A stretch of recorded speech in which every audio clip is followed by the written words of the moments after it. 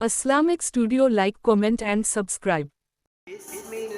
Medina Sharma পেজে like comment नबी सारी दुनिया का है वो दुलारा नबी আমার উঠে গেলে ও বাবু বেটা ও বাবু বেটার কাঁদো কেন বাবা না চোখ ভাঙা পানি কেন ও বাবু বকর এমন চেহারা তোমাকে দেখি কেন আবু বকর তুমি কি ভয় পাও তুমি কি ভয় পাও আবু বকর আমাকে বলো না তুমি কি তোমার বিবির চিন্তা করো তুমি কি তোমার ছেলে আর মেয়েদের চিন্তা করো তুমি কি তোমার প্রতিবেশীর চিন্তা করো আবু বকর ভয় কেন পাও ভয় পাওয়ার কোনো কারণ লাগায় ও বাবা আবু বকর আমি আর তুমি শুধু আমরা দুইজনই যাচ্ছি এমনটি ভেবো না আমি মুহাম্মদ আর তুমি আবু বকর আমাদের দুজনের সাথে আর একজন যিনি আছে তিনি হলেন আমার দয়াময় আল্লাহ আরেকটা মহব্বত করে বলুন সুবহানাল্লাহ ভাই বাবার কোন কারণ নাই আল্লাহ আমাদের সহায় আল্লাহ আমাদের সাথী কেঁদো না বাবা আবু বকর কেঁদো না চোখের পানি ঝরাতে ঝরাতে হযরত আবু বকর বললেন ইয়া রাসূলুল্লাহ আমার বিবির চিন্তায় কাঁদি না বাচ্চাদের মায়ায় কাঁদি না প্রতিবেশীদের জন্য কাঁদি না দুনিয়ার প্রেমে কাঁদি না কোন ভয়ে কাঁদি না ওগো নবী আমি আবু বকর যেদিন ঈমান এনেছি আমার জান মাল সব দয়ার নবীর কদমে কুরবান করে দিয়েছি হুজুর আমি আমার জীবনের চিন্তা করি না আমার জানের মায়া করি না ওগো বাবা আবু বকর কারো চিন্তা না করে নাই ছেলেমেয়ের চিন্তা নাই বিবির চিন্তা নাই কারো চিন্তা না করে না তোমার চোখে আমি মুহাম্মদ কেন পানি দেখতে পাই ইয়া রাসূলুল্লাহ গর্তের ভিতরে আমি আগে ঢুকেছিলাম আমি আগে প্রবেশ করেছিলাম অসংখ্য চালা গর্তগুলো দেখতে পেয়ে আমি কাপড়গুলো ছিঁড়ে সমস্ত গর্তের মুখগুলো বন্ধ করেছি একটা মুখ আমি বন্ধ করিতে পারি নাই ওগো নবী সেই গর্তের মুখে আমি আমার পায়ের গোড়ালি দিয়ে আটকে দিয়েছি মনে হয় ওই গর্তের একটি কোন বিষধর প্রাণী আমার পায়ে দংশন করেছে আঘাত করেছে আমার নবী দেখতে পাগায় আবু বকরের গোটা চেহারাটা যেন বাবা সবুজ হয়ে যায় এত কাঁদো চেহারার পরিবর্তন সোনার হাবিব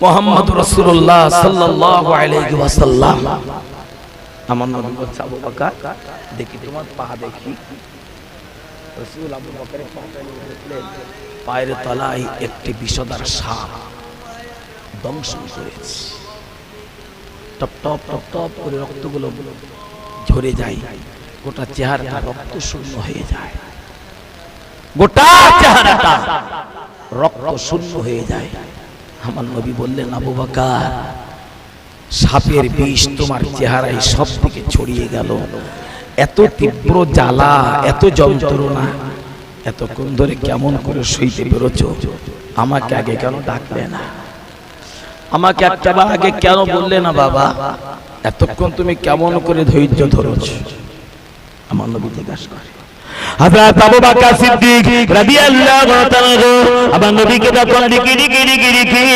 চোখের পানি ঝরিয়ে বলে ইয়া রাসূলুল্লাহ ইয়া হাবিবাল্লাহ হুজুর আমি আবু বকর মরে যাই মারা যাব আমি আবু বকর ইন্তেকাল হয়ে যাব হুজুর অন্য কোনো চিন্তায় কাঁদি নাই হুজুর অন্য কোনো চিন্তায় কাঁদি না এটা আবু বকরের শুধু সাপের একটি মাত্র দংশন এটা সামান্য একটি যন্ত্রণা মক্কার বেঈমান কাফেরেরা আমার নবীর জীবনে কত জ্বালা দিয়েছে আমার নবীকে কত যন্ত্রণা দিয়েছে আমার নবীকে কত গালি দিয়েছে হাজার গুণে এত কষ্ট আমার নবীকে দিয়েছে তার নবী এত কষ্ট যদি সব হইতে ধরিতে পারে সব যদি করিতে পারে আমি আবু বকর একটা জ্বালা যন্ত্রণা কেমন করে সইতে পারি না হুজুর আমি মনে হয় আর বাঁচবো না আমি মারা যাব আমি ইন্তেকাল হয়ে যাব আমার নবী বললেন আমল করবে কেন আবু বকর তুমি বলো ইয়া রাসূলুল্লাহ ইয়া হাবিবাল্লাহ যেদিন আপনি মক্কায় চলে গেলেন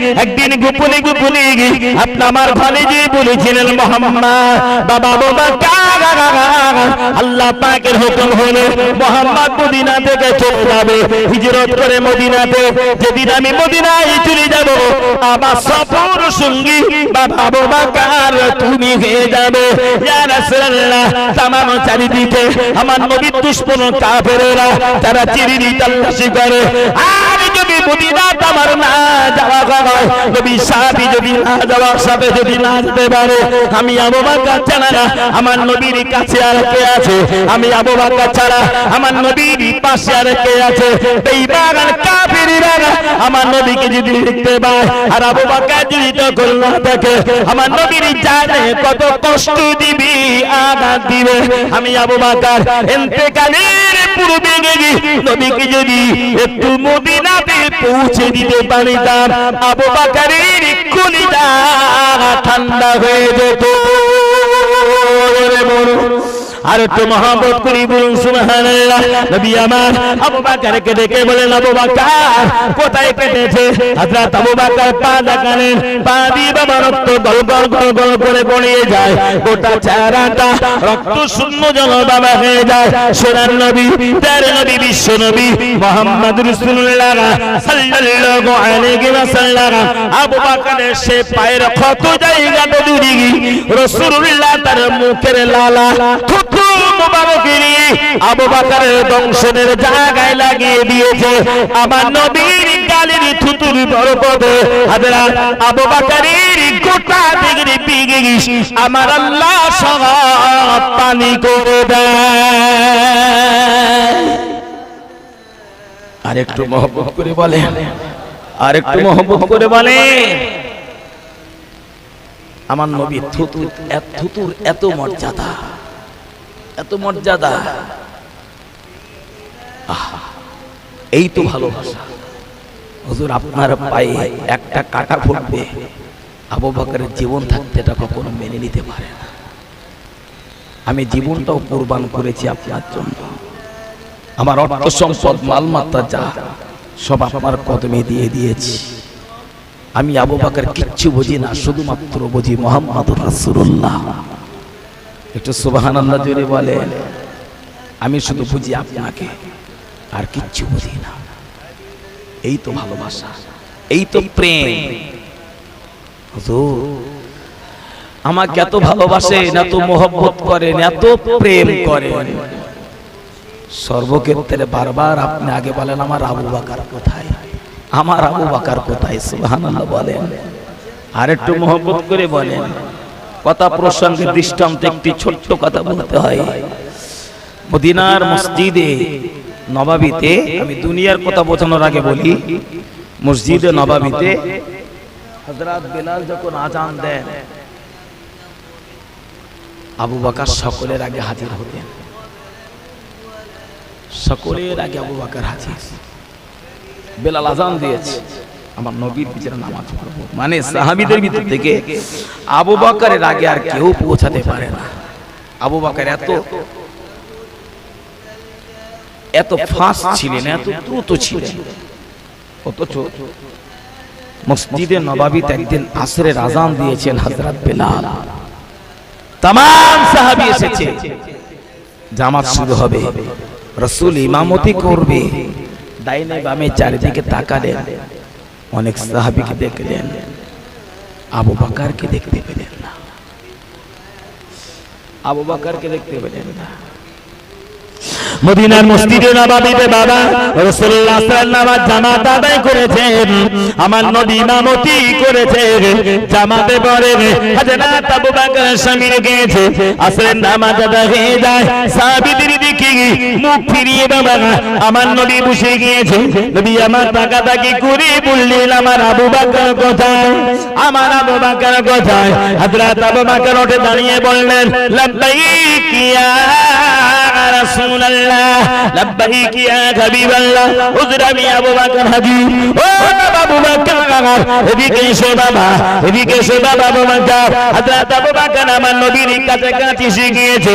নবী আমার আবু বকরকে দেখে বললেন, আবু বকর আমি মুহাম্মদুর রাসূলুল্লাহ এখন বেঁচে আছি, এখন হায়াতে আছি। আমি হায়াত থাকিতে এত নামাজের অলসতা কেমন করে হয়? একটু আসতে দেরি হয়েছে, জামাত কাদা করে আমি এখন আছি বাবা। দুনিয়া কি তোমাকে গ্রাস করেছে এত দেরি হয়? আমি যে এখনো আছি। আবু বকরের কলিজা ফাটা কান্না, কাঁদছে। বাবা কাঁদছো কেন? আমি তোমাকে বকিনি তো, আমি তোমাকে ধমক দেইনি। কাঁদো কেন? তুমি কাঁদো কেন? হযরত আবু বকর চোখের পানি জানাতে আমার নবীকে বললেন, ইয়া রাসূলুল্লাহ, ইয়া হাবিবাল্লাহ, হুকুম যদি আমাকে দেন, অনুমতি যদি আপনি আমাকে দেন, আমি আবু বকর নামাজের জামাত আসতে দেরি করার কারণটুকু আপনাকে বলতে পারি, দেরি করার কারণ আমি আপনাকে শোনাতে পারি। নবী আমার বললেন, কেন দেরি হয়েছে? কি কারণ বাবা বলো না? হযরত আবু বকর সিদ্দিক রাদিয়াল্লাহু তাআলা আনহু আমার নবীকে দেখে বললেন, ইয়া রাসূলুল্লাহ, হুজুর আমি আবু বকর, আমার পরনের জামা হলো একটা। ইয়া রাসূলুল্লাহ, ইয়া হাবিবাল্লাহ, হুজুর আমি আবু বকর, আমার পরনের জামা হলো একটা। আবার তাতে আমার জামাটা বড় জীর্ণ শীর্ণ, আমার দ্বিতীয় কোনো জামা নাই। জামাটা বড় ময়লা গিয়েছিল, আমার জামাটা বড় নোংরা গিয়েছিল। আমার বিবি আমার জামাটা পরিষ্কার করে দিয়েছে। ইয়া রাসূলুল্লাহ, এতটা জীর্ণ শীর্ণ আমার জামা পরিষ্কার করে দিয়েছি, আমার জামাটা ছিঁড়ে গিয়েছে, আমার জামাটা ফেটে গিয়েছে, আমার জামা শুকিয়ে গেলে আমার বিবি আমার জামাটা সেলাই করে দিবি। আবু বকরের জামাটুকু সেলাই করা একটা সুতার এতটুকু সুতা আমি আবু বকর আমার ঘরে নাই। একটা জামা সেলাই করার মতো সুতা আমি আবু বকর আমার কাছে নাই, আমার কাছে নাই, আমার ঘরেতে নাই। ছেঁড়া জামা কেমন ঘুরি বুড়ি। ইয়া রাসূলুল্লাহ, আমার নবীর পিছনে জামাতে নামাজ পড়ো, আমার জানটা চটপট চটপট করে। আমি দেরি না করে আমি আবু বকর চলে গেলাম।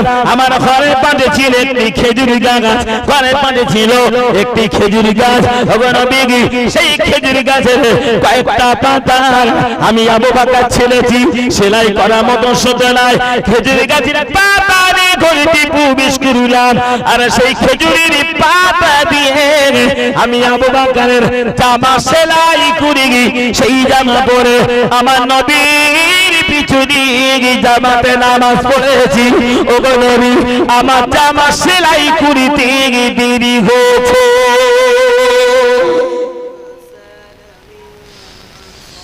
মান সম্মান লজ্জা আমাদের ছেড়া পত্রিগুলো কিরাম লাগে, লাগে না? লাগে না?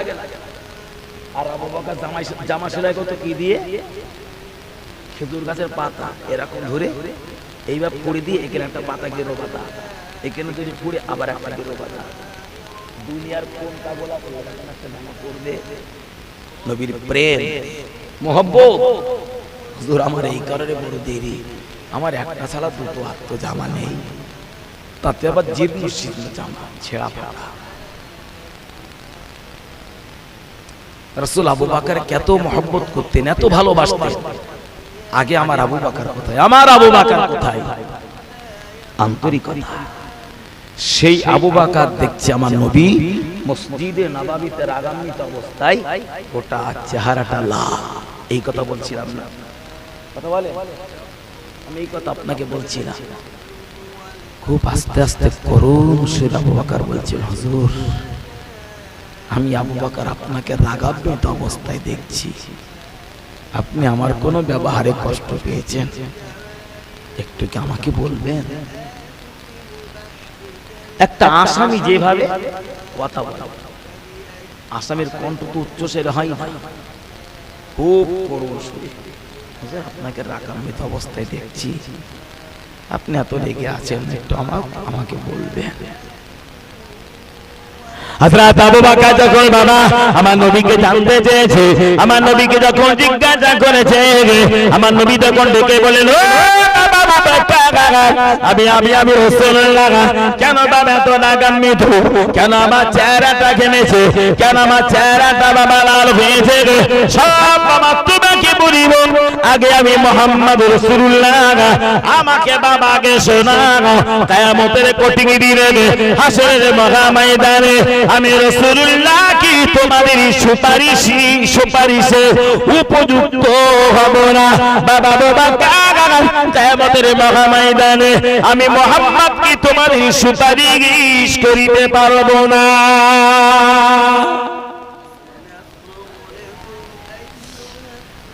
আবু বকর অবাক হলেন, আমার নবীকে আমি জিজ্ঞাসা করলাম এক, রাসূল পাল্টা বলছেন আরে, তাই না বাবা?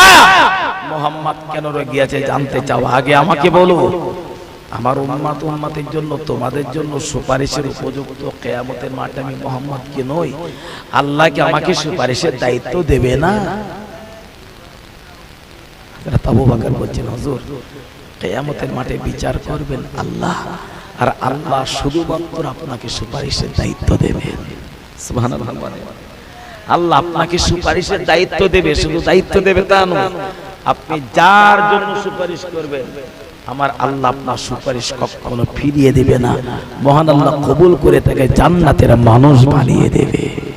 আর একটু মুহাব্বত করে বলে, কিয়ামতের মাঠে কেবলমাত্র আমার নবী সুপারিশের দায়িত্ব পাবে, আর কোন নবী পাবে না। কিন্তু রাসূল একটি কথা সাথে বলেছেন, হযরত ওয়াইস করণের কথা আপনারা অনেক ওয়াজ-নসিহতে শুনেছেন। ওয়াইস করণ পাগল প্রিয় নবী বলেছেন, কিয়ামতের মাঠে আমার ওয়াইস করণের সুপারিশে আল্লাহ ৭০,০০০ জাহান্নামীকে জান্নাতি বানিয়ে দেবে। নবীর প্রেম, তিনি তো নবীর সাহাবীও হতে পারেননি, রাসূলের চেহারাও দেখেননি প্রকাশ্যে, যায়নি কোনদিন। প্রেম, আন্তরিকতা, মহব্বত, ওয়াইস করণের সুপারিশে আল্লাহ ৭০,০০০ জাহান্নামীকে জান্নাতি বানিয়ে দেবে। সুপারিশের দায়িত্ব কে পাবে? আমাদের নবী মুহাম্মদ রাসূলুল্লাহ সাল্লাল্লাহু আলাইহি ওয়াসাল্লাম। হযরত আবু বকর বলেন, হুজুর আল্লাহর কাছে আপনি যার জন্য সুপারিশ করবেন আল্লাহ তাকেই জান্নাতি বানাবে, আপনি ছাড়া কেউ তো দায়িত্ব পাবে না। ও বাবা আবু বকর, কিয়ামতের মহা ময়দানে আমি মুহাম্মদ রাসূলুল্লাহ সাল্লাল্লাহু আলাইহি ওয়াসাল্লাম, আল্লাহ যদি আমাকে সুপারিশের দায়িত্ব দেয়, আর আমার সুপারিশ যদি আল্লাহ পাকের দরবারে মকবুল হয়ে যায়, আল্লাহ দরবারে বাবা যদি কবুল হয়ে যায়, তাহলে আমি মুহাম্মদ রাসূলুল্লাহ, আমাকে বাবাকে বলে দাও, আমাকে বলে দাও বাবা, আমি জানতে চাই মুহাম্মদ ছাড়া কিয়ামতের মাঠে কেউ যখন সুপারিশে থাকবে না, আমার উম্মতি দুনিয়ার মানুষেরা সেই মুহাম্মদকে দুনিয়াতে কেমন করে ভুলে যায়? কিয়ামতের মাঠে মুহাম্মদ ছাড়া যখন কোনো রাস্তা নাই, সেই মুহাম্মদকে মানুষ কেমন করে ভুলে যায়? কথা বলে ঠিক না? কথার হযরত আবু বকর বুঝিতে পারলেন না, হুজুরের ব্যাপারটা বুঝলাম না। তার নবী আখেরি পয়গম্বর মুহাম্মদ রাসূলুল্লাহ সাল্লাল্লাহু আলাইহি ওয়াসাল্লাম, নবী আমার হযরত আবু বকরকে ডেকে বললেন, ও আবু বকর, যে জানতে নিজের কাজের জন্য চুরি নিয়েছো, আর আমি মুহাম্মদ রাসূলুল্লাহ মদিনার মসজিদে নববীতে একাকী বসে আছি, কেহ তোমরা নাই। এমন একটি সুবর্ণ সময়, এমন একটি মুহূর্তে আল্লাহ পাকের এই বিশাল সৃষ্টি দুনিয়া একটি নারী রূপ নিয়ে আমি মুহাম্মাদের দরবারে এসেছে, মুহাম্মাদকে বশ করার জন্য। দুনিয়া মুহাম্মাদকে ভালোবাসে, মুহাম্মাদ যেন দুনিয়ার প্রেমে পড়ে যায়। আবু বকর দুনিয়া আমাকে বারবার বশ করাতে চেয়েছে। আমি দুনিয়াকে বলেছিলাম মোহাম্মদ দুনিয়া চেনে না, দুনিয়ার মালিককে চেনে। আমি যখন দুনিয়াকে হাঁকিয়ে দিয়েছি বাবা, আমি যখন দুনিয়াকে তাড়িয়ে দিয়েছি, মোহাম্মদের কাছে স্থান পেল না, মোহাম্মদের কাছে যখন আশ্রয় পেল না, দুনিয়া বিদায় নিয়ে চলে গিয়েছে। তবে বাবা বাবাকার বিদায় নিয়ে যাবার পূর্বে দুনিয়া আমাকে গুটি কত কথা বলেছে। এক নম্বরে বলেছে মোহাম্মদ যে দুনিয়াকে তাড়িয়েছে, আমার উম্মত উম্মতি নাকি সেই দুনিয়ার প্রেমে পড়ে যাবে। ও বাবা বাবা কিয়ামতের দিনে আমার উম্মত উম্মতির জন্য আমি রাসূল কি সুপারিশের উপযুক্ত হব না, যে কারণে নবী ভুলে দিয়ে তারা দুনিয়ার প্রেমে পাগল হয়ে যায়। কি জবাব আছে তার? কি উত্তর আছে? আমি কি তাদের জন্য উপযুক্ত নই? তাই তারা দুনিয়া লোভী হয়, তাই তারা দুনিয়াদারি হয়, তাই তারা দুনিয়া প্রেমী হয়। আমি কি তাদের জন্য উপযুক্ত নই সুপারিশের? আবু বকর, আমি মোহাম্মদ বলছি, যে অন্তরে দুনিয়ার প্রেম আছে, যে অন্তরে দুনিয়ার মহব্বত, যে অন্তরে দুনিয়ার ভালোবাসা, ওই অন্তরে মুহাম্মাদের প্রেম আল্লাহ পাকের দয়া আশ্রয় পায় না, আশ্রয় নাই। সাথে নবী বলেছে, যে অন্তরে দুনিয়ার প্রেম মহব্বত ভালোবাসা নাই, আমার আল্লাহ সেই অন্তরকে রহমত আর করুণা দিয়ে ভরপুর করে দেয়। সুবহানাল্লাহ বলে। অর্থাৎ আল্লাহ পাকের কাছে প্রকৃত মানুষ যদি হতে চাও, পৃথিবীতে এসেছো, পৃথিবীর প্রেমে পড়ে যেও না, তোমার ধর্মকে ভুলে যেও না, তোমার নবীকে তুমি ভুলে যেও না। দুনিয়া তোমার জীবনের সবচাইতে বড় শত্রু, দুনিয়া থেকে সাবধান। আমি কি বোঝাতে পেরেছি আপনাকে? দুনিয়া থেকে সাবধান। দুনিয়া মানুষকে আল্লাহ ভোলা বানায়, নবী ভোলা বানায়, ধর্ম ভোলা বানায়, সব কিছু বানিয়ে এই দুনিয়া আমার উম্মত উম্মতি গুলোকে জাহান্নামের ঠিকানা দেয়। যদি দুনিয়া প্রেমী আমি হয়ে যাই, কি লাভ আছে আমার জানা যায়? কি লাভ আছে আমার নামে কোরআন তেলাওয়াতে? কি ফায়দা আছে আমার নামে কলেমা খানিতে? কি ফায়দা আছে আমার নামে আর কিছু ভালো কাজ করে? যদি আমি হই দুনিয়া প্রেমী, অর্থাৎ কিয়ামতের মাঠে রাসূলের সুপারিশ শাফাআত পাওয়ার ইচ্ছা, আশা, আকাঙ্ক্ষা, পাশাপাশি আল্লাহ পাকের আরশ আজিমে ছায়া নসিবে জুটুক এ নিয়াত নিয়ে তৈরি হয়। তোমরা দুনিয়ার প্রেম শূন্য মানুষ তৈরি হও, দুনিয়া শূন্য মানুষ তৈরি হও। তুমি এমন মানুষ তৈরি হও দুনিয়া যেন তোমাকে জাহান্নামী না বানাতে পারে। তুমি এমন ব্যবহার তৈরি করো, তুমি দুনিয়াকে তাড়িয়ে জাহান্নামে ঢুকিয়ে দাও। দুনিয়া যেন তোমার কাছে আশ্রয় না পায়, স্থান না পায়। তাই আমি আপনাকে আমার এই দীর্ঘ আলোচনা ভিতর দিয়ে শুধু বোঝাতে চেয়েছি, রাসূল বলেছেন আদ-দুনিয়াউ সিজনুল মুমিনিন ওয়া জান্নাতুল লিল কাফিরিন। মুমিনদের জন্য দুনিয়াটা একটা জেলখানা, কষ্টের জায়গা। বুঝাসি না আমার কথা? কিন্তু বেঈমান কাফের, তাদের জন্য ভোগ বিলাসিতা, আরাম আয়েশ। আল্লাহ ভোলা যারা, আপনি একজন ধার্মিক ইমানদার, আপনার ঘরের চারিপাশে যদি অশালীন কাজ হয়, একদিকে নাচ গান, আর একদিকে মদ, আর একদিকে গাঁজা, আর একদিকে গালিগালাজ, তার মাঝখানে দাঁড়িয়ে ধর্ম করা আপনার পক্ষে সহজ হবে না কষ্ট হবে? কি হবে? অনেক কষ্ট। ওটাই তো আমার জন্য ইমানি পরীক্ষা। দুনিয়াটা তোমার জন্য জেলখানার মতো। হাজার কষ্টের ভিতর দিয়ে তুমি তোমার ইমানের উপরে অটল হও। তাই বলে অন্যের মতো নিজেকে দুনিয়ার প্রেমে মাতিয়ে দিও না, পাগল করে দিও না। একবার দরুদ শরীফ আল্লাহুম্মা সাল্লি আলা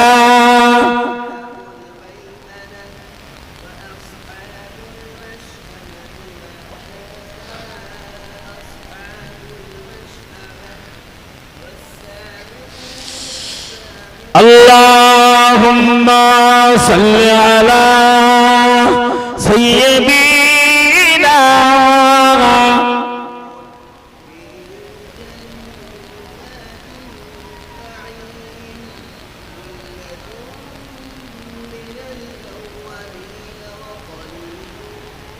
ओह नबियों में रहमत लक़द पाने वाला मुरादे गरीबों की बरलाने वाला अल्लाहुम्मा सल्ली अला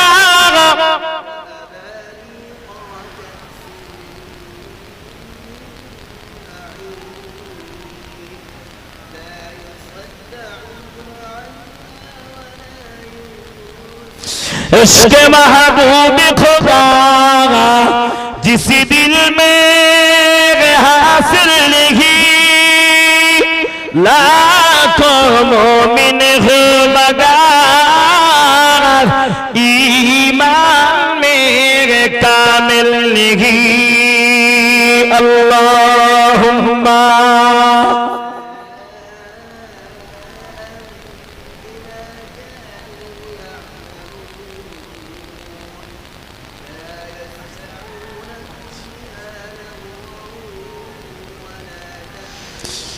ভাইজান আমি আপনাকে টুকটুক করে ছোট্ট একটা ক্ষুদ্র সাবজেক্টের উপরে বিভিন্ন বিষয় নিয়ে চেষ্টা করেছি দুটি কথা বলা। মূল কথা আমি একই জিনিস বারবার যেটা আপনার কাছে উপস্থাপন করেছি, বোঝাতে চেয়েছি। দুনিয়া আছে আমার কাছে, আমি আছি সেই দুনিয়ার মুখে। আমি যেন দুনিয়ামুখী না হয়ে যাই, আর দুনিয়া যেন আমাকে ধর্ম ভোলা না বানিয়ে দেয়। তুমি এমন একটা মানুষ তৈরি হও, তুমি মরেও যেন অমর হয়ে যেতে পারো, অমর হয়ে থাকতে পারো। অর্থাৎ এরপরও যদি আমরা ইচ্ছা মতো চলাফেরা করি, ইচ্ছা মতো